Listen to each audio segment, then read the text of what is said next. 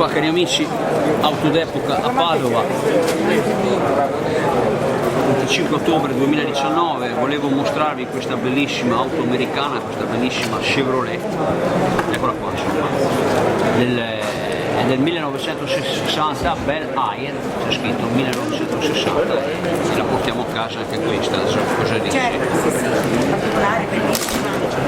Molto bella, particolare, perfettamente tenuta e addirittura il proprietario valuta anche un'eventuale permuta senza pensare proprio al denaro, bisogna vedere che cosa uno offre. 6 cilindri, 3009 di cilindrata. Insomma, per permutarla ci vuole qualche cosa di altrettanto notevole. Eccola qua ragazzi, guardate qua. Veramente bella. La dedichiamo un po' a tutti gli appassionati così di auto americane, è imponente, Sì. è abbastanza, Sì. un'auto abbastanza impegnativa ma affascinante allo stesso tempo. Eccoci qua cari amici, bellissima auto. Buona buona, anche questa, me la fai vedere? Guardate qua le sue rifiniture. Guardate qua, poi mi piace un po' questa rientranza così, il cruscotto molto molto bello anche questo. Direi che insomma,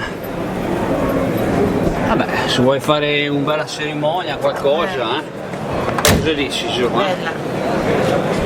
Stacco, anche questa un'auto da cerimonia, Sì, da matrimonio. da matrimonio. Matrimonio. Se Marmi preferisce un po' di auto arrugginite, un po' di furgoni che scadono a Anch'io, pezzi. sì, certo.